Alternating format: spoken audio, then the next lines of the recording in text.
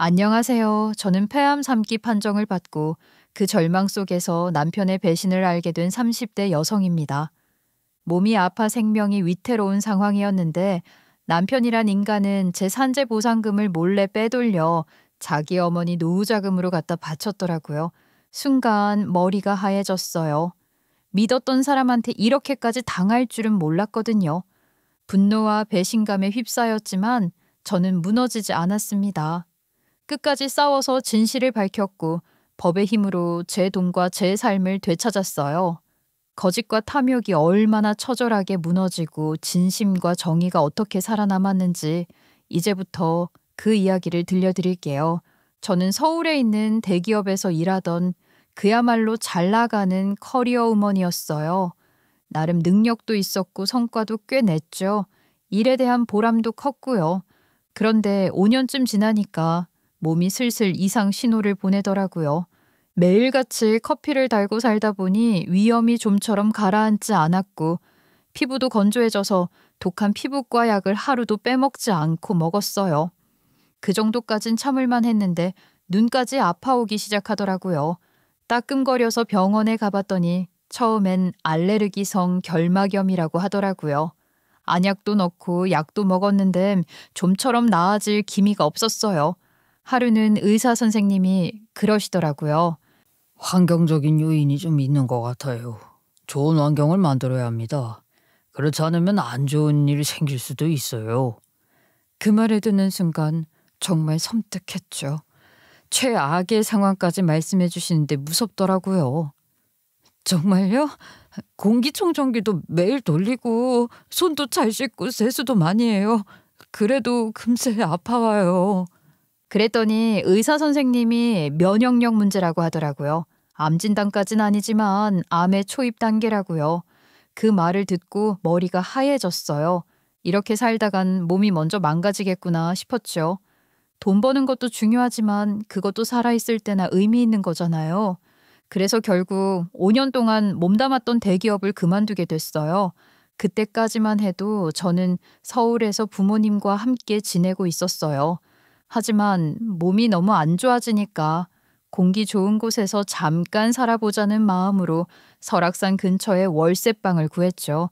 그런데 신기하게도 내려간 지 며칠 되지도 않았는데 눈이 안 아픈 거예요.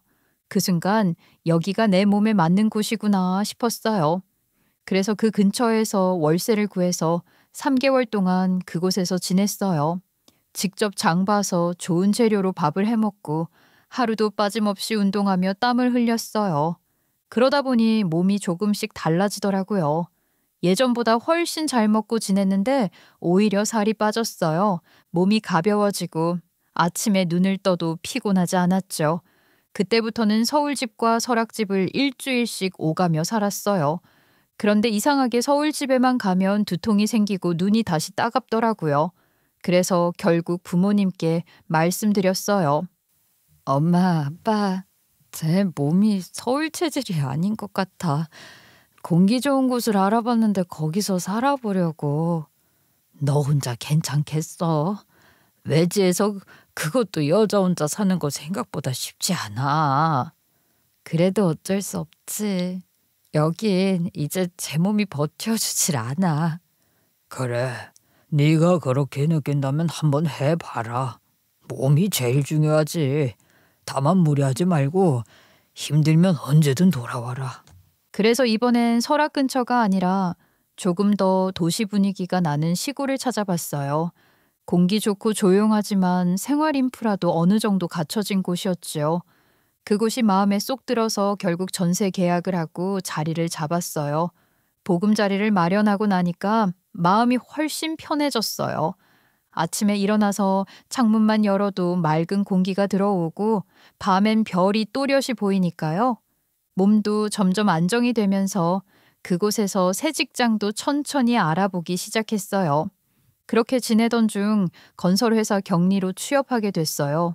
제가 관련 자격증도 여러 개 가지고 있었고 예전에 대기업에서 비슷한 업무를 맡았던 경험이 있어서 비교적 좋은 조건으로 입사할 수 있었죠.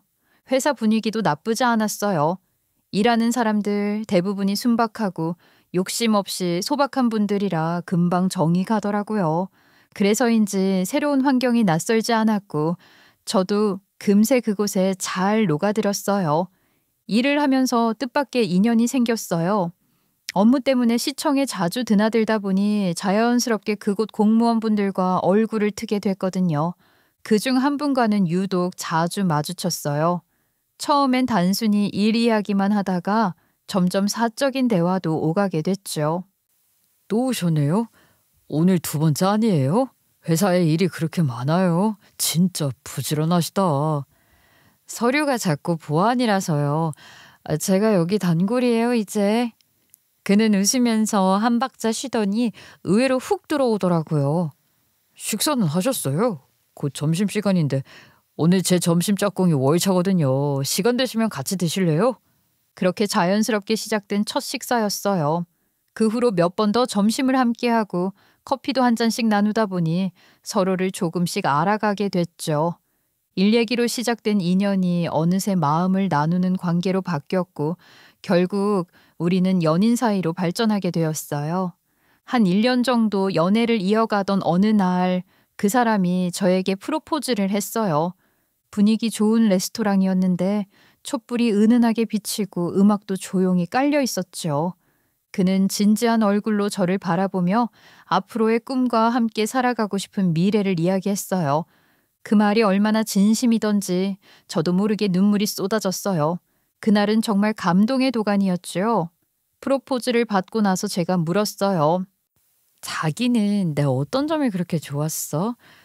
우리 한 번도 이런 얘기 나눠보지 않았잖아. 궁금해. 솔직히 말하면 나는 나랑 비슷한 사람을 만나고 싶었어. 그런데 그동안 만난 여자들은 다들 내 직업이나 안정적인 생활에 끌려했던 것 같아. 나한테 기대려는 사람도 많았고 솔직히 금전적으로도 손해본 적이 많았거든. 그래서 사람에 대한 믿음이 좀 무너졌는데 자기는 달랐어. 뭐든 스스로 해결하려 하고 책임감도 있고 자기 일에 자부심이 있잖아. 게다가 나보다 연봉도 높고. 에이, 연봉은 별 차이도 안 나잖아. 아니야, 그게 중요한 게 아니라 자기랑 이야기하다 보면 똑 부러지고 현명하다는 생각이 들어. 같이 있으면 나도 자극받고 더 좋은 사람이 되고 싶어져. 그래서 너랑 평생 함께하고 싶었어. 그 말을 듣는데 정말 마음이 따뜻해졌어요. 그 사람은 말 그대로 성실하고 순한 사람이었거든요. 믿음직하고 진심이 느껴졌어요. 이 사람이라면 평생을 함께해도 되겠다는 확신이 들어서 결국 양가 부모님께 인사를 드리고 결혼을 진행하게 되었어요. 그런데요, 예비 시댁은 좀 이상한 집안이었어요. 예비 남편에게는 누나가 있었는데요. 이미 결혼해서 따로 살고 있었어요. 아버님이 돌아가셔서 혼자 계신 어머니께 예비 시누이와 예비 남편이 다달이 생활비를 드리고 있었대요. 그런데 어머님은 일을 전혀 하지 않으시고 자식들이 주는 돈으로만 생활을 하신다더라고요. 그 사연을 들었을 때도 시어머니가 좀 이해가 안 됐었는데요. 처음 만났을 때부터 좀 이상했어요. 처음엔 그냥 제 느낌이겠거니 했는데 예비 시어머니가 저를 처음 만난 그날부터 이상하게 돈 이야기를 자주 꺼내시더라고요. 아마 자기 아들을 제가 함부로 대할까 봐 미리 선을 긋는 느낌이었어요. 우리 아들은 공무원이야. 월급 꼬박꼬박 나오지.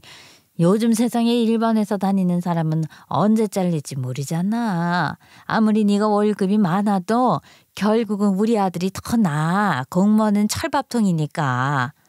아, 네. 그런데요, 어머님. 저도 나름 열심히 살아왔어요.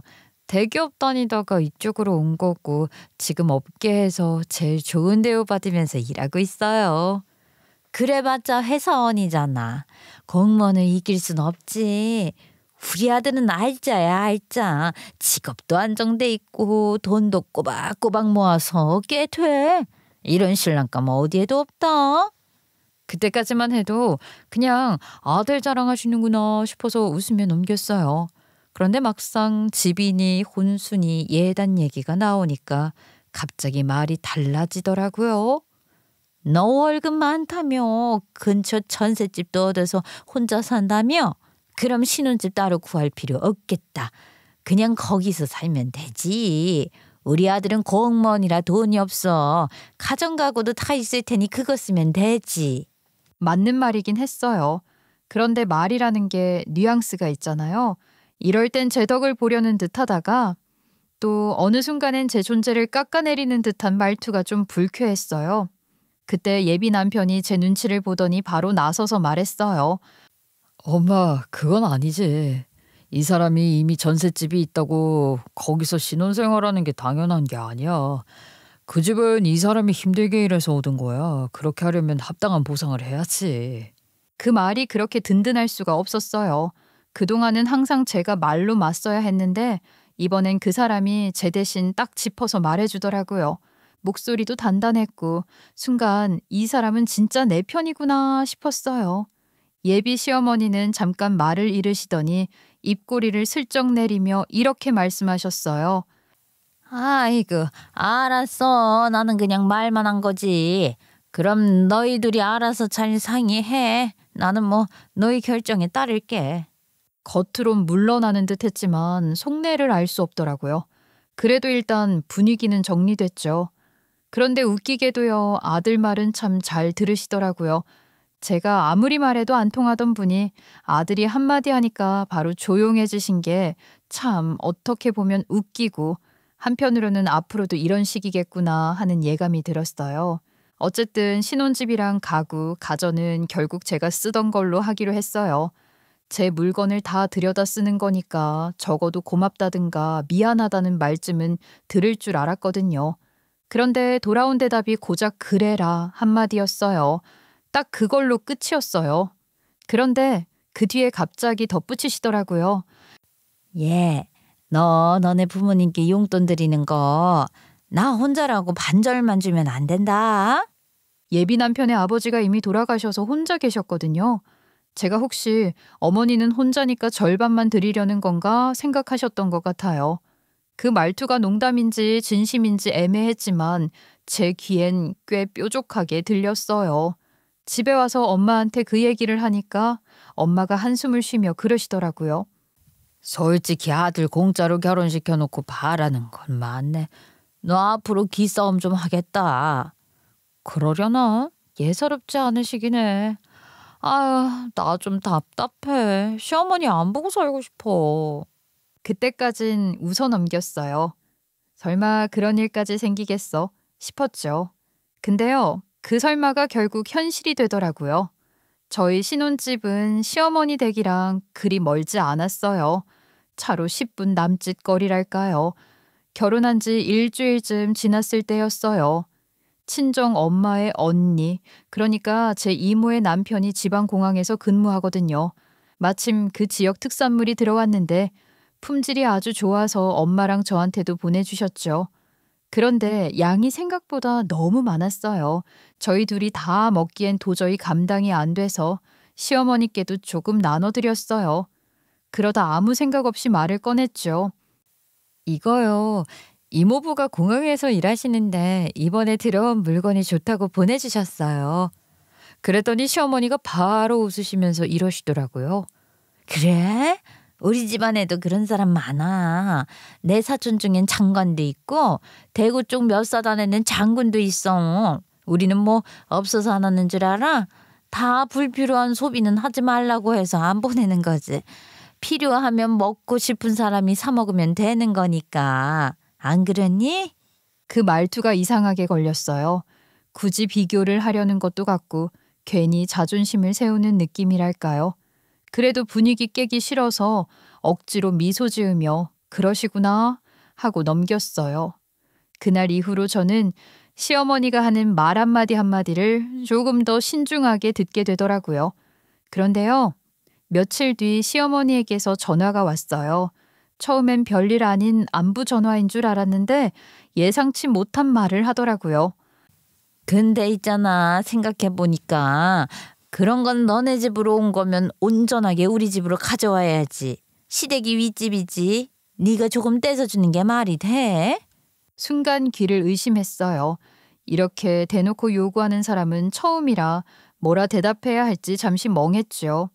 저는 단순히 인사 겸 나눈 건데 그게 예의에 어긋난 일처럼 말씀하시니 당황스러웠어요. 시어머니가 억지 부린다는 생각에 정신 바짝 차리고 반박을 했어요. 아니요, 어머님. 저희 엄마가 저 먹으라고 따로 챙겨주신 거예요. 그리고 제가 어머님이 생각나서 나눠드린 거고요. 그랬더니 시어머니가 좀 말을 기분 나쁘게 비꼬면서 하시더라고요. 네 친정엄마도 참 이상하네. 나랑 같은 동네 사는 거 알면서 왜 우리 집엔 안 보내? 이게 무슨 경우니? 어른 챙길 줄을 몰라. 그 말투가 너무 노골적이어서 순간 얼굴이 확 달아올랐어요. 그때 옆에 있던 남편이 전화 너머로 저와 시어머니의 대화를 다 듣고는 제 손에서 전화를 거의 빼앗듯 받아들더라고요. 엄마, 그런 말은 좀 그렇다. 우리가 엄마 드리려고 가져다 준 건데 왜 친정 쪽까지 뭐라고 해? 그건 좀 아닌 것 같아. 아들이 한마디 하니까 시어머니는 곧 톤을 바꾸셨어요. 아이고, 내가 뭐라고 했냐? 그냥 말한 거지. 알았다, 알았어. 다음에 그런 거 있으면 조금 더 챙겨와. 알았지? 그러고는 툭 전화를 끊으셨어요. 그날 이후로 저는 단순한 선이라도 함부로 내보이면 안 되겠다는 걸 뼈저리게 느꼈어요. 시어머니의 만행은 그뿐만이 아니었습니다. 결혼한 지 9달쯤 됐을 때였어요. 그날 시어머니가 불쑥 저희 집에 오셨죠. 같이 밥을 먹고 있었는데요. 갑자기 식탁에 앉으시더니 표정이 진지하게 굳어지더라고요. 너희 결혼한 지도 이제 꽤 됐는데 돈 많이 모았냐? 한 달에 조금 얼마씩 하냐? 남편이 젓가락을 내려놓으며 제 눈치를 봤고 저는 그냥 웃으며 가볍게 넘기려 했어요. 조금씩만 넣고 있어요, 어머님. 아직 이것저것 정리할 게 많아서요. 그러자 시어머니가 눈썹을 치켜 올리시더니 마치 회개에 감사하듯 물으셨어요. 조금씩? 아니, 둘 다 일하는데 그러면 안 되지. 너 월급 많다며. 우리 아들 공무원 월급도 꼬박꼬박 들어올 텐데 그럼 최소 1년에 5천은 모여야 하는 거 아니니? 그러시더니 손가락으로 허공의 숫자를 세며 계산을 하시는 거예요. 월에 300만 원씩만 모아도 1년에 3,600이야. 거기다가 보너스 조금 붙이면 5천은 기본이지. 한 명이 버는 걸로 쓰고 한 명이 버는 걸로 저금하면 되는데 헤프게 돈 써재 끼면 안 돼.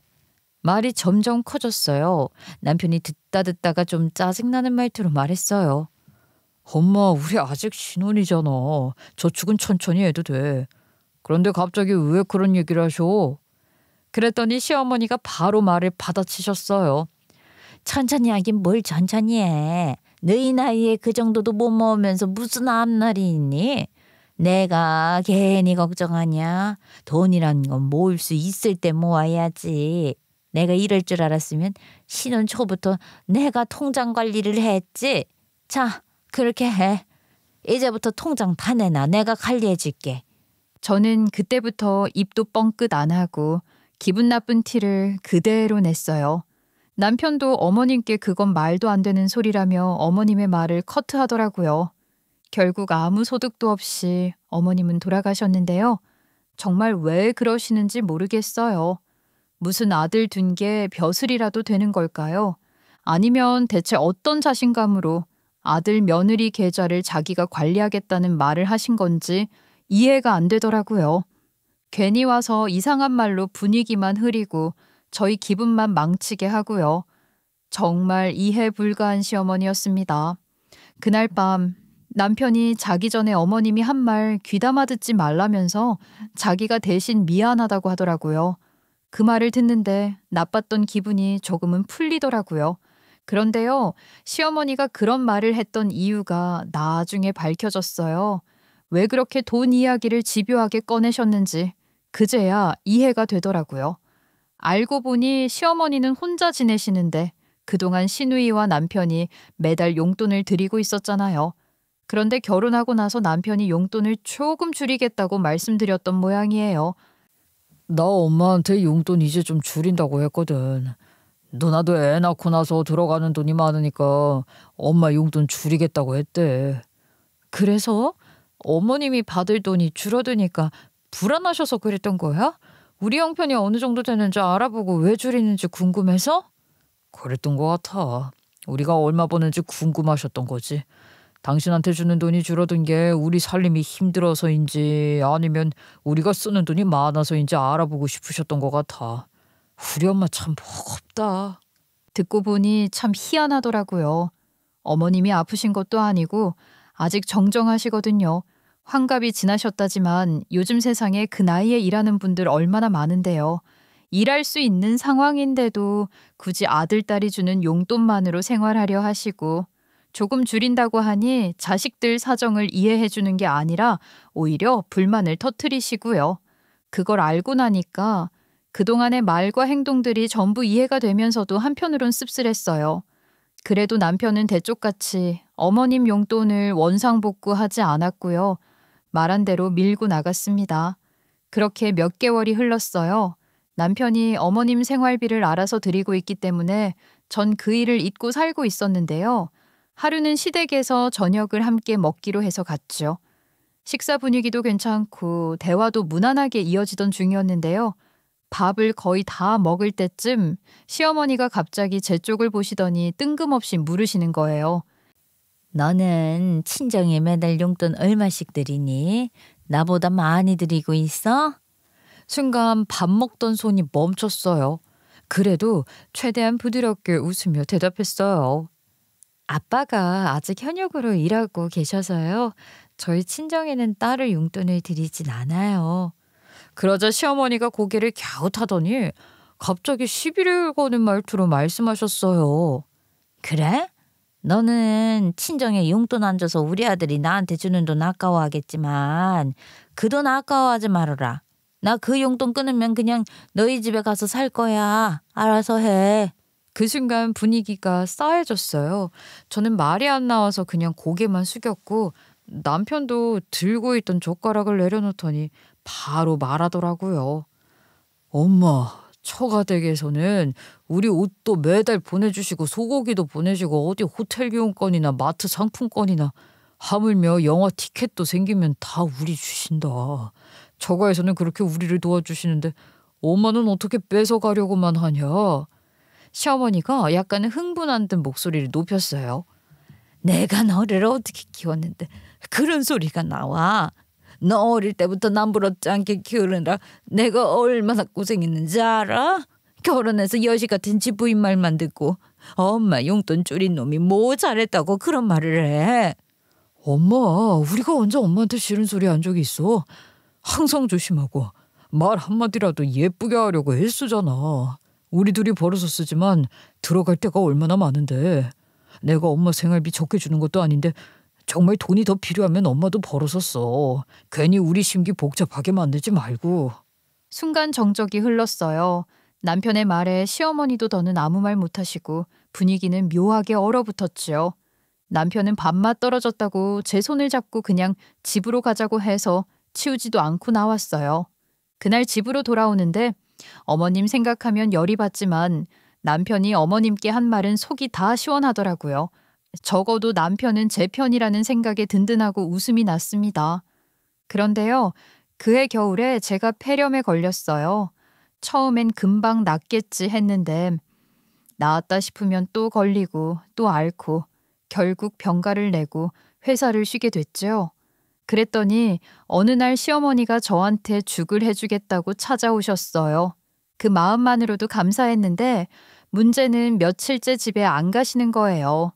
그러면서 듣기 거북한 말들만 골라서 하셨죠. 하루는 친구분이랑 통화하시는데 그 대화가 다 들리더라고요. 몸이 너무 허약해. 절에서 애는 낳겠냐? 돈 벌어서 병원비를 다 쓰겠네. 병간에서 돈도 못 받는다던데 우리 아들이 병자 간병해야 하는 거 아니야? 제 욕을 하는 걸 직접적으로 들었어요.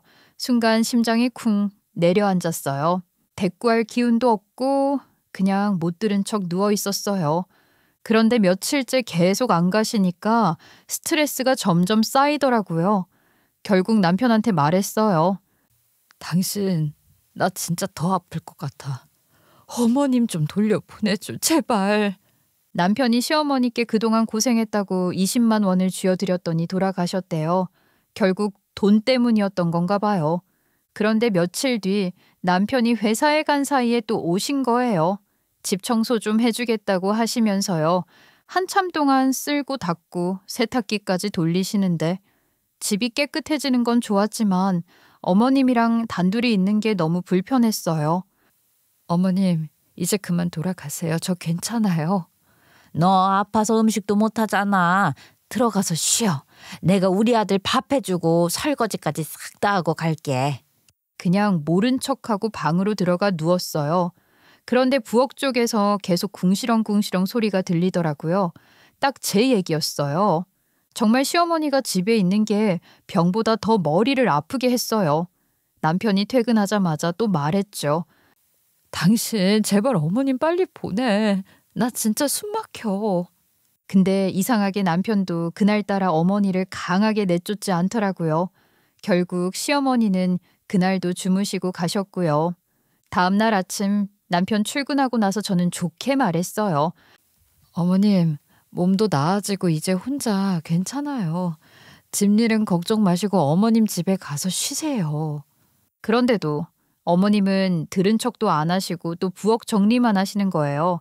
정말 환장하는 시간이었어요. 나중에 제가 정말 괜찮다고 제 지갑에서 10만 원을 꺼내드리고 저희 집에 있는 안 쓰는 그릇이나 사놓은 스텐 김치통을 다 드렸더니 그때서야 가더라고요. 정말 너무 속이 보이는 시어머니입니다. 그런데 저는 이상하게 기침이 멈추질 않았어요. 약을 먹어도 낫는 듯 하다가 또 재발하고 기침할 때마다 가슴이 뻐근했지요. 어느 날은 피가 섞여 나오더라고요. 그제야 이건 뭔가 이상하다는 생각이 들어 다시 병원으로 갔어요. 의사가 이것저것 검사를 하고 생활 습관도 꼼꼼히 물어봤어요. 며칠 뒤 결과를 들으러 갔는데 의사 얼굴이 묘하게 굳어 있더라고요. 결론은 폐암이라고 해요. 도무지 믿기지 않았어요. 안타깝지만 폐암 3기입니다. 항암 치료와 수술을 바로 시작하셔야 합니다. 저 정말 억울해요. 폐암이라니요. 담배도 안 피우고 일부러 공기 좋은 곳으로 내려와 살고 있는데요. 전에 듣기로는 건설 회사에서 일한다고 하셨죠. 환자분께서는 폐가 약한데 작은 노출에도 큰 반응이 올 수 있어요. 이 정도면 환경적인 요인이 꽤 큰 것 같습니다. 직업적으로 노출된 부분도 완전히 배제하긴 어렵겠어요. 그 말을 듣는데 머리가 하얘졌어요. 병원을 나서서 차에 타자마자 눈물이 터졌고 집에 와서는 남편을 붙잡고 한참을 울었어요. 남편도 처음엔 말이 없더니 이내 마음을 다잡고 진지하게 말했죠. 이제 일은 중요하지 않아. 몸부터 살려야 돼. 산재부터 신청해. 회사에서 생긴 문제니까 끝까지 밀어붙이자. 회사에서 일할 수 있는 상황이 아닌데 그만두면 산재 처리 안 해주는 거 아니야? 그건 나중에 생각하고 일단 지금은 할 수 있는 것부터 해결을 해 나가자. 그 후로 남편과 상의 끝에 무급 휴직을 신청했고 곧바로 산재 신청도 진행했어요. 하지만 예상대로 회사는 책임을 부인했죠. 경리가 일을 하다가 폐암에 걸릴 일이 어딨어요. 이건 개인 질병이지 회사랑은 무관한 문제예요. 저는 매일 공사 현장 서류 처리하고 시멘트 분진 날리는 회계 창고에서도 일했어요. 하루 종일 먼지 속에 앉아 있었는데 그게 노출이 아니면 뭐예요? 그건 단순한 업무 환경이지 위험 노출로 보일 수는 없어요. 괜히 회사 이름 더럽히지 맙시다. 회사 쪽에서는 회사 탓이 아니라 개인 건강 문제라고 말하는데요. 정말 잔인하게 말을 하더라고요. 딱 잘라 그렇게 말하는데 그 한마디가 얼마나 차갑게 들리던지요. 곰곰이 생각해보니까 제 자리 환경이 정말 최악이었어요. 사무실 맨 안쪽 구석 창문 하나 없는 꽉 막힌 자리였거든요. 회사 건물도 워낙 오래돼서 천장이나 벽마다 먼지가 쌓여 있고 공기순환도 안 됐어요. 게다가 직원들이 쉬는 시간마다 복도나 창가 근처에서 담배를 피웠기 때문에 하루 종일 간접 흡연에 노출돼 있었던 것 같아요. 거기다 격리라 해도 종종 현장 서류 정리하러 나가야 했는데 그때마다 화학 냄새며 먼지며 숨 쉬는 게 버거울 정도였죠. 그런데도 회사는 현장 근무자가 아니니까 관계없다며 끝까지 발뺌했어요. 결국 산재 신청은 2번이나 반려됐고 보완 서류를 다시 제출하고 진단서며 의사소견서까지 모으느라 몇 달이 훌쩍 지나갔습니다. 몸도 아픈데 마음까지 짓눌리는 시간들이었어요. 그 사이에 저는 항암 치료, 방사선 치료, 면역 치료까지 정말 할 수 있는 건 다 받았어요. 온몸이 부서질 듯 아프고 머리카락이 빠질 때마다 마음도 같이 무너졌죠. 검사도 수도 없이 받았고요. 그렇게 지치던 어느 날 도저히 혼자서는 병원에 갈 힘이 없었어요. 여보, 나 오늘 컨디션이 너무 안 좋아. 병원 같이 가줄 수 있어? 미안. 오늘은 꼭 출근해야 하는 상황이야. 자기 혼자 갔다 오고 나중에 얘기하자. 제가 아파서 예민해진 걸 수도 있겠지만 남편이 점점 달라지고 있다는 게 느껴졌어요. 예전에는 안방 침대에서 꼭 붙어서 자던 사람이었는데 제가 아프다고 한 이후로는 각방을 쓰기 시작했어요. 어느 날은 아예 시댁에서 자고 오는 날도 있었죠. 말로는 저를 배려해서 편히 쉬라고 한 거라 했지만요. 배려라기보다 피하는 느낌이었달까요? 몸이 아픈 것도 서러운데 마음까지 외로워지는 기분이었어요. 아무튼 수개월이 걸려서 결국 산재 인정을 받았어요. 그동안 진단서며 소견서며 서류만 몇 번을 다시 냈는지 몰라요. 그렇게 기다림 끝에 보상금 1억이 제 통장으로 입금됐습니다. 그날만큼은 참았던 눈물이 터졌어요. 그런데 며칠 뒤 저녁을 먹다 남편이 슬쩍 말을 꺼내더라고요. 정말 잘 됐다. 그런데 그 돈 엄마 노후 자금으로 드리면 어떨까? 뭐라고? 내가 받은 산재 보상금을 왜 어머님께 드려? 싫은데? 아니, 매달 용돈 드리는 것도 번거롭잖아. 어차피 드릴 돈인데 한 번에 드리는 게 낫지 않을까 해서. 싫어. 이 돈 받으려고 얼마나 고생했는데 나 이 돈으로 치료할 거야. 미쳤나 봐 정말. 남편이 거기서 말을 더 이상 안 했지만 묘하게 어색해졌어요. 그런데요. 시어머니가 그렇게 자꾸 돈 얘기를 하던 이유가 따로 있었어요. 이건 나중에 시누이랑 통화하다가 알게 된 사실이에요. 시어머니가 빚을 지셨대요. 돈 좀 벌어보겠다고 나섰다가 다단계에 빠져서 수천만 원을 날린 거예요. 시누이 말로는 처음엔 도와주려고 했대요. 그런데 시어머니 성격 알잖아요.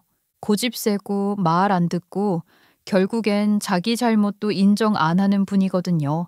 서로 언성이 높아지고 싸움이 커지다 보니 결국 시누이가 이제 엄마 안 보고 살 거야 라면서 수신 차단까지 했다고 하더라고요. 남은 건 우리 남편뿐이었죠. 근데 이 사람도 돈이 없어요. 저희가 모아둔 돈은 제가 아프기 전에 해외여행 다녀오면서 거의 다 썼거든요. 그러니 남편 입장에선 마땅히 도와드릴 돈이 없었던 거예요. 결국 그 말도 안 되는 이유를 대며 제 산재 보상금을 어머니께 드리자는 얘기를 꺼냈던 거였어요. 모든 퍼즐이 그제야 맞춰졌죠. 남편에게도 배신감이 밀려왔어요. 이제 더는 시어머니에게 끌려다니면 안 되겠다. 제 입장을 분명히 해야겠다고 마음먹었죠. 그날 남편이 집에 들어오면 꼭 말하리라 벼르고 있었어요. 그런데 밤 10시가 다 되도록 남편이 들어오질 않더라고요. 기다리다 답답해서 컴퓨터를 켰어요. 요즘은 저처럼 폐암을 겪은 사람들과 소통하는 온라인 카페 활동을 자주 했거든요.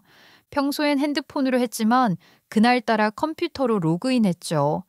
그런데 검색창에 최근 검색어가 눈에 들어왔어요. 폐암 죽을 확률, 폐암 언제 죽나, 폐암 진단 후 사망까지. 남편이 검색한 기록이었어요. 순간 등골이 서늘해지더라고요. 그때 문득 제 계좌가 떠올랐어요. 혹시 하는 불길한 생각에 은행 앱을 열어보니 그 1억이 제가 죽을 고비 넘기며 받아낸 산재 보상금이 전부 사라져 있었어요. 남편에게 바로 전화를 걸었어요.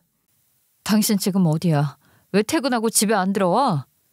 엄마네 와 있어. 오늘 여기서 자고 갈게. 당신은 푹 쉬어. 내 돈 가져가서 찔려 도망간 거야? 내 돈을 어떻게 다 빼갈 수가 있어? 알았어. 부부끼리 비밀번호도 공유하잖아. 그 돈도 공동재산이지. 그 말에 피가 거꾸로 솟았어요. 제가 이곳으로 내려와서 집을 구할 때 이체 한도를 최고치로 올려놨었고 알람이 귀찮아서 입출금 알림을 꺼둔 게 화근이었죠. 그래서 돈이 나간지 빼간지 몰랐던 거예요. 그 돈 건드리지 말라고 했잖아. 미안해. 그런데 어차피 나갈 돈이고 엄마한테 드릴 돈이니까 그냥 일시불로 드렸다고 생각해. 노후자금이다 생각하고. 그거 내 목숨값이야. 내 병이랑 바꾼 돈이라고. 그걸 어떻게 나와 상의도 없이 어머님께 드려? 그러니까 그런 돈이라도 필요한데 써야지. 막말로 죽기 전에 좋은 일하고 가면 좋은 거잖아. 뭐라고? 지금 그게 사람 입에서 나올 소리야? 너 미쳤어? 야, 이 개자식아. 순간 분노가 치밀었어요. 그때 시어머니가 전화를 바꿔들더니 소리쳤어요. 너 내 아들 잡지 마라. 어디서 유혹지거리야. 배운 것도 없는 게 병원비 핑계를 살림 말아먹고 이제 와서 고함이야. 어머님 됐어요. 제 돈 돌려주세요 당장요. 시모는 비웃듯이 말했어요. 싫어. 그 돈 못 돌려줘. 그리고 지금 그 돈도 없어. 뭐라고요? 그럼 제가 가만히 있을 것 같아요? 고소할 겁니다. 그래, 고소해라. 고소해서 판결이 너 죽기 전에 나오겠니? 매정한 년. 그래도 나는 네 제사만큼은 꼭 차려줄게. 그 말을 듣는 순간 온몸이 부들부들 떨렸어요. 이건 선을 넘어도 한참 넘은 거였죠. 이제는 끝까지 가겠다고 다짐을 했습니다. 결심했어요. 저도 더는 참지 않기로요. 갈 때까지 가보자고 마음먹었죠. 먼저 신혼집 비밀번호부터 바로 바꿨습니다. 그리고 집안에 있던 남편 옷가지며 물건들을 모조리 현관 앞에 쌓아놓았어요. 가방에 넣지도 않았어요. 제가 왜 그런 고생을 해줘야 해요? 그냥 널브러뜨려 쌓아놨어요. 그 물건들을 몇 장 찍어 문자로 보냈지요. 잠시 후 바로 전화가 왔습니다. 이야, 옷을 그렇게 막 버리다시피 놔두면 어떡해. 내 알바 아닌데? 내 집에 있는 당신 물건 다 빼놨으니까 알아서 가져가. 그 뒤로 집 초인종은 안 울리게 손도 써놓고 저는 그대로 잤어요. 더 이상 신경 쓰고 싶지 않았어요. 밤에 뭔가 부스럭거리는 소리가 들렸어요. 문 밖에서 살짝 시끄럽게 뭔가 옮기는 소리였지요. 굳이 나가볼 필요도 없다고 생각하고 그냥 눈을 감았어요. 다음 날 아침 현관문을 열어보니 남편 물건들이 싹 사라져 있더라고요. 한밤중에 와서 전부 가져간 거였어요. 깔끔하게 치워진 현관을 보는데 그냥 짜증만 나더라고요. 속으로 개새끼라고 외쳤어요. 저는 그날 바로 서울로 올라가 친정으로 향했어요. 도착하자마자 부모님께 모든 일을 털어놨죠. 말이 끝나기도 전에 두 분 얼굴이 확 굳더라고요. 두 분도 분노하셨어요. 그게 사람이 할 짓이냐? 어떻게 아무리 부부라고 해도 그 돈을 가져갈 수가 있어? 이건 절도야, 절도. 아니, 게다가 시어머니도 똑같네. 어떻게 아들이 나쁜 짓 하면 아들을 혼내야지 아들을 감싸고 있냐? 인간도 아닌 것들. 이제 참아주지 말자고. 고소해.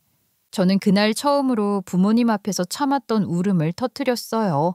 그동안 버티느라 애써 눌러왔던 감정이 한꺼번에 터져나왔죠. 부모님도 이건 법으로 해결하는 게 좋겠다고 하셨어요.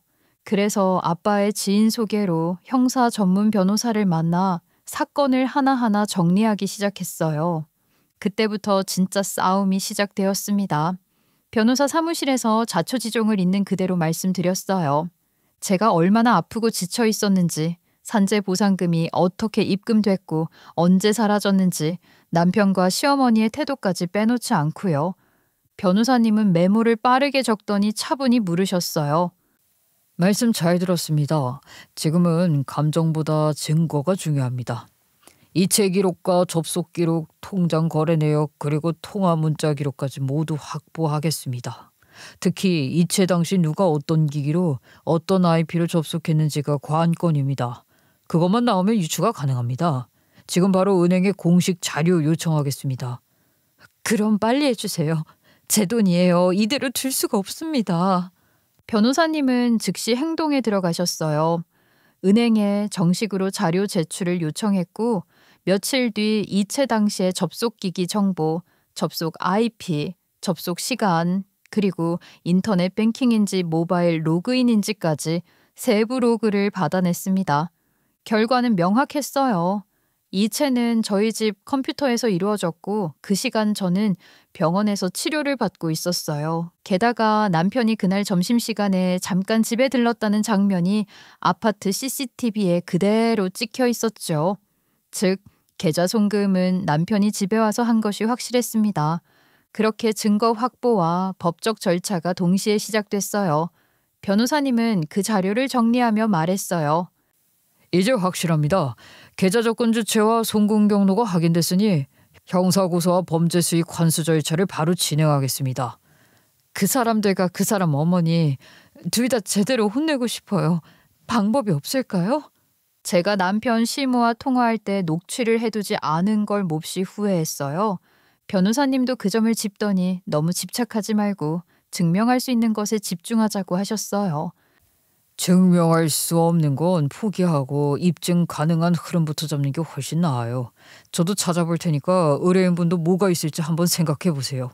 변호사는 즉시 계좌 흐름을 추적했어요. 결과는 분명했죠. 남편이 제 계좌에서 돈을 자신의 통장으로 이체했고 곧바로 그 돈을 시어머니 계좌로 보냈습니다. 시모 계좌에서는 대부분이 다단계 빚 상환 같은 데로 빠져나갔더라고요. 돌려줄 의사가 없다고 판단할 수 있는 정황이었습니다. 그럼 제가 그 돈을 못 돌려받는 건가요? 저 그 돈 제 목숨 같은 돈인데요. 아닙니다. 이건 피해자의 산재 보상금이고 가족이 임의로 사용한 것은 횡령에 해당될 가능성이 큽니다. 우선 돈이 더 빠져나가기 전에 즉시 가압류부터 걸어야 합니다. 그 자리에서 변호사님은 은행에 공문을 보내고 법원에 긴급 가압류 신청서를 제출했어요. 시모명의 통장과 아파트 한 채, 승용차 한 대, 이 세 건을 묶어 긴급 보전 조치를 걸어놓았다고 설명해 주셨습니다. 이틀 뒤 변호사님에게서 전화가 걸려왔어요. 좋은 소식을 전해줬어요. 가압류 결정 났습니다. 은행에서 출금이 전면 중단됐어요. 정말요? 감사합니다. 드디어 한 방 먹였네요. 그 말에 눈물이 핑 돌았어요. 그동안 억울함과 분노로 버텨왔는데 처음으로 숨통이 트이는 기분이었죠. 그런데 그날 오후 제가 일하면서 알게 된 은행 직원이 있는데요. 제 결혼식에도 올 정도로 친했던 사이예요. 그 친구가 말하기로는 저희 시어머니가 그 은행에 와서 쌩 난리를 쳤다네요. 돈줄이 막히니 애가 탔던가 봐요. 내 돈인데 왜 못 빼냐고. 지금 당장 내 통장에서 돈 빼라니까. 고객님, 법원에서 계좌 동결 결정이 내려졌습니다. 현재 출금이 불가능합니다. 여기서 이러실 게 아니라 법원에 가서 말씀하세요. 시어머니가 그 말을 듣고는 목소리를 높이며 계속 따졌대요. 말이 안 통하는 거죠. 난리치면 줄 거라고 생각하는 건지 집기들 던지고 의자 던지고 난리를 쳤대요. 결국 청원경찰이 막았는데요. 그래도 진정을 못하자 이번에는 경찰 부른다고 했더니 그제서야 얼굴이 벌개져서 욕을 한 바가지 하고 나갔답니다. 친구 말로는 멘붕 그 자체였대요. 수십 분 동안 다른 업무는 아무것도 못하고 시어머니 난리 치는 것만 볼 뿐이었다고 하더라고요. 완전 혀를 내둘렀어요. 그 얘기를 들으니까 제가 도대체 어떤 집안에 시집을 간 건지 제 자신을 탓하게 되더라고요. 그런 몰상식한 시어머니와 남의 돈 도둑질을 하는 남편놈과 제가 어쩌다 이 결혼을 하게 되었는지 너무 화가 나고 후회스러웠지만 울고 있을 시간은 없었어요. 이제라도 정신 차리고 똑똑하게 정리해야겠다고 마음을 다잡았어요. 더는 끌려가지 않고 제 인생은 제가 되찾겠다고요. 저는 남편이 컴퓨터에 남겨둔 검색 기록 화면을 스크린샷으로 여러 장 캡처해서 변호사님께 보여드렸습니다. 검색어와 시간대가 분명히 찍혀 있었고 폐암 사망률, 폐암 진단 후 언제 죽나 같은 검색어를 이런 게 증거로 쓰일 수 있을까요? 컴퓨터 화면 캡처만으로도 법정에서 의미가 있을까요? 변호사님은 캡처 화면을 한참 들여다보시더니 단호하게 말씀하셨어요. 진짜 나쁜 짓을 했네요. 단순 문자나 감정 표출과 달리 이 기록은 범죄 의도를 보여주는 정황 증거로 유효하게 쓰일 가능성이 큽니다. 이미 은행 로그와 CCTV로 계좌 적금 송금 사실을 확인했으니 이 검색 기록까지 결합하면 고의성, 사전 계획성을 입증하는 데 큰 도움이 됩니다. 변호사와 함께 정식 고소장을 작성했고 그동안 모아둔 증거들을 전부 정리해서 제출했어요. 인터넷 검색 기록 캡처, 은행 이체 내역, 접속 로그, CCTV 영상까지 빠짐없이 묶었죠. 혐의는 산재보상금 횡령, 사기, 그리고 부당이득을 취한 혐의로 명확히 적시했습니다. 남편과 시어머니는 처음엔 비웃었어요. 부부끼리 돈 쓴 게 뭐가 문제냐며 가볍게 넘겼죠. 하지만 경찰 조사에서 상황이 뒤집혔습니다. 이체 당시 제가 병원에 있었다는 진료 기록과 아파트 CCTV에 찍힌 남편의 출입 장면, 그리고 은행 서버에 남은 접속 IP와 거래 로그 시간을 따져보니 남편이 제 계좌에서 저 몰래 돈을 빼간 게 확인이 되었고요. 부부 사이라도 한쪽의 명의로 된 돈을 허락 없이 쓰면 명백한 불법이라는 걸 그때서야 깨닫고는 말을 바꾸더라고요. 몰래 빼가다니요. 아니에요. 그냥 잠깐 맡아준 거였어요. 어머니가 급해서 곧 돌려주려 했고요. 아니요. 전혀 그런 사실 없고요. 저한테 허락을 받지도 않았어요. 명백한 횡령이에요. 남편의 변명을 듣는 순간 오히려 더 치가 떨렸어요. 잠깐 맡아준 거였다는 말 한마디에 그동안 쌓인 분노와 허무함이 한꺼번에 밀려왔죠. 결국 저는 형사 고소와 동시에 이혼 소송 그리고 손해배상 청구까지 함께 걸었습니다. 변호사님은 그 모든 절차를 준비하면서도 제 마음을 먼저 챙겨주셨어요. 이런 인간은 감정으로 상대하지 마세요. 눈물이나 용서로 해결할 일이 아닙니다. 돈으로 법으로 끝내야 합니다. 네, 이제는 그 어떤 감정도 없어요. 끝까지 갈 거예요. 그 뒤로 재판은 생각보다 빠르게 진행됐어요. 법원은 남편의 배우자 재산 침해와 정신적 피해를 모두 인정했습니다. 남편은 공무원 신분이라 사건이 징계위원회로까지 넘어갔고 결국 정직 6개월 처분을 받았죠. 시어머니는 법원 출석 때마다 며느리가 사람 잡는다며 울부짖었지만 판사는 전혀 휘둘리지 않고 남편이 범죄를 저질렀다고 냉정하게 판결을 내렸어요. 공무원 신분인 남편에게 이런 범죄 기록이 남는다는 건 사실상 해임 예고장과도 같거든요. 어떻게 해서든 막아보고 싶어서 시어머니도 그랬겠지만 그런다고 누가 봐준대요? 죄를 저지르질 말았어야죠. 전 시어머니 명의 통장, 아파트, 차량은 이미 가압류 상태잖아요. 그 와중에 다단계에 빠져 빚을 진 사실이 동네의 소문처럼 퍼지면서 전 시어머니는 완전히 고립되었대요. 지인들도 연락을 끊었다고 하고요. 심지어 전 시누이가 얼마나 당했는지 이혼한 올케한테 전화해서 하소연을 하더라고요. 올케, 내가 정말 미안하다. 이혼까지 하고 말이야. 우리 엄마를 어쩌면 좋니? 저는 이제 이혼했고 제 돈 몰래 빼간 거 받고 위자료 받으면 되는데요. 얼마나 오래 걸릴진 모르겠지만 좀 오래 걸릴 것 같아요. 형님은 어머님과 어떻게 지내세요? 전에 연 끊는다고 하셨잖아요. 말도 마. 나한테도 하도 돈 달라고 닥달을 하고 우리 남편한테까지 그래서 연 끊을 테니까 전화하지 말라고 했거든. 근데도 전화 와서 징징대는데 결국 안 주니까 저번에는 우리 집에 와서 애가 보는 앞에서 나한테 쌍욕을 하더라고. 우리 엄마지만 정말 정이 떨어져서 번호까지 바꿨어. 올케, 나는 당분간 엄마랑 멀어질 거야. 형님도 마음고생 많으셨겠네요. 일이 이렇게 되었지만 전 형님한테는 감정 없어요. 형님도 모든 마음의 무게를 내려놓아주길 바랄게요. 그렇게 전 시누이와도 작별 인사를 했습니다. 저는 계획대로 움직였어요. 제 산재보상금 그리고 그 두 사람이 죄를 지어서 저한테 줘야 하는 위자료까지 끝까지 다 받아내야 했거든요. 근데 문제는요. 둘 다 돈이 없다는 거였어요. 전 남편은 징계받고 곧 잘릴 처지였고 그동안 모아놨던 돈도 전 시어머니 빚 갚는데 다 썼다더라고요. 그러니까 전 남편 명의 통장엔 잔액이 몇십만 원 남짓이었어요. 그렇다고 제가 가만히 있을 사람이 아니죠. 바로 다음 단계를 밟았습니다. 변호사님이랑 같이 전 시어머니와 전 남편 명의 재산을 전부 조회했어요. 통장, 부동산, 차량, 심지어 보험 해약 환급금까지 싹 다요. 그랬더니 남편은 명의로 된 건 월급 통장이 전부였지만요. 변호사님이 급여 압류 신청으로 들어갈 수 있다고 해서 월급의 일정 비율이라도 환수해 오기로 했어요.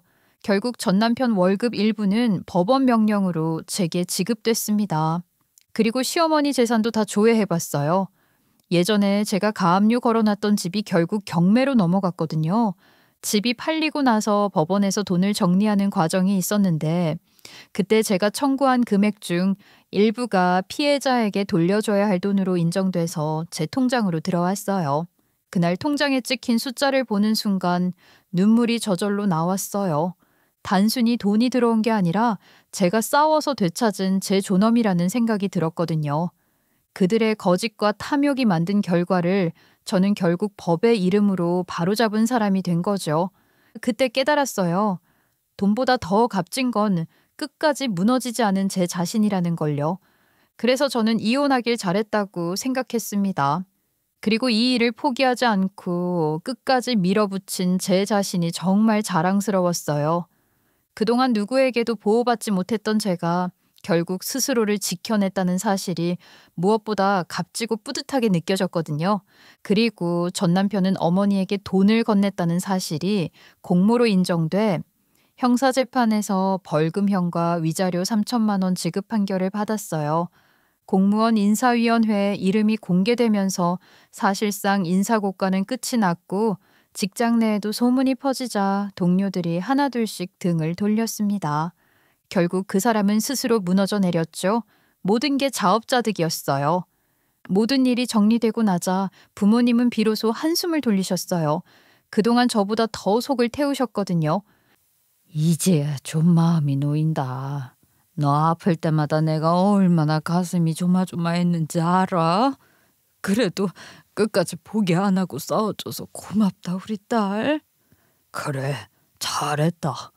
저런 놈들이랑은 질질 끌 이유도 없어. 앞으로는 네 인생만 생각해라. 이제 그런 인간들은 머릿속에서 싹 지워버려. 이제 정말 끝났어. 다시는 뒤돌아보지 않을 거야. 이번엔 진짜 나답게 살 거야. 그제야 제 마음도 조금은 편안해졌어요. 모든 게 무너진 것 같았던 시간이 지나고 나니 남은 건 다시 시작할 용기뿐이었죠. 저는 그 사이 계속 치료를 이어갔어요. 폐암 3기 진단을 받고 수술까지 마쳤어요. 생존율이 높지는 않다는 얘기를 들었지만 다행히 수술은 성공적으로 끝났습니다. 지금은 정기적으로 검사를 받으면서 경과를 지켜보고 있어요. 처음엔 몸이 너무 약해져서 걷는 것도 힘들었는데 조금씩 컨디션이 돌아오고 예전보다 숨도 한결 편해졌어요. 의사 선생님이 기적처럼 회복이 빠르다고 하셨는데요. 이런 일을 겪고 나니 하루하루가 약간 보너스를 받는 듯한 기분이 들더라고요. 살아서 행복한 그런 기분 아시려나요? 이런 행복한 마음을 그냥 혼자 간직하기엔 아까웠어요. 그래서 저는 전 남편과 전 시어머니에게 돌려받은 산재 보상금의 일부를 산재 피해자를 지원해주는 재단에 익명으로 기부했어요. 제가 겪은 고통이 누군가에게는 작은 희망이 될 수도 있겠다는 생각이 들었거든요. 그 돈이 누군가의 치료비가 되거나 다시 일어설 용기를 주는 데 쓰인다면 살아남은 제 인생이 더 의미 있고 값질 것 같았거든요. 이렇게 충만한 행복으로 삶을 살아가고 있는데요. 이혼한 지 몇 달쯤 지났을까요? 어느 날 갑자기 전 시어머니한테서 전화가 왔어요. 여보세요? 무슨 일이세요? 이제 더 이상 나눌 이야기는 없을 것 같은데요. 아가 잘 지냈니? 내가 많이 미안하다. 사실 요즘 몸이 많이 안 좋아져서 입원을 했어. 병원에서 암이라고 하더라. 내가 이런 병에 걸려보니 네 기분이 어떤지 이제야 조금 알겠더라. 그동안 정말 미안했다. 말투는 조심스러웠지만 이상하게도 마음이 전혀 움직이지 않았어요. 오히려 속에서 불이 치밀어 올랐죠. 아, 그러세요? 그럼 치료 잘 받으세요. 그렇게 단 한 줄만 말하고 전화를 끊었습니다. 그런데요, 전화를 끊고 나서도 분이 가라앉지 않았어요.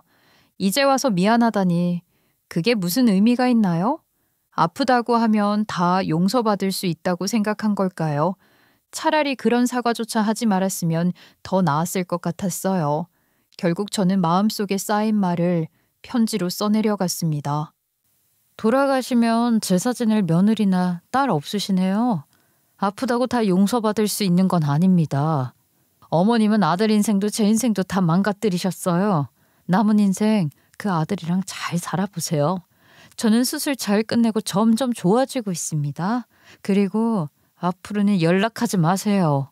편지를 다 쓰고 나니 마음이 조금은 시원했어요. 그 편지와 함께 꽃바구니 하나를 병원으로 보냈습니다.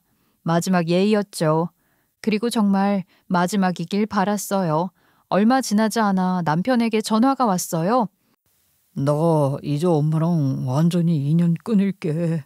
그러니까 우리 다시 시작하면 안 될까? 자기 엄마한테 휘둘려 그런 짓을 저질렀다면서 제가 폐암 3기 판정을 받았을 때 너무 무서웠다고, 그때는 제정신이 아니었다고 하더라고요. 변명 같지도 않은 말이었어요. 이미 너무 많은 선을 넘었어. 너라는 인간의 끝을 다 봤는데 다시 시작하자는 말을 어떻게 하니? 염치가 없니? 난 전혀 그럴 생각 없으니까 앞으로 전화하지 마. 그리고 전화를 끊고 차단을 했습니다. 거짓과 탐욕은 결국 무너졌고 진심과 정의는 살아남았습니다. 그 긴 시간 끝에 남은 건 분노가 아니라 진실을 지켜냈다는 묵직한 안도감이었어요. 누군가의 악의에 무너졌던 시간이 있었지만 끝내 저는 제 자리로 돌아왔는데요.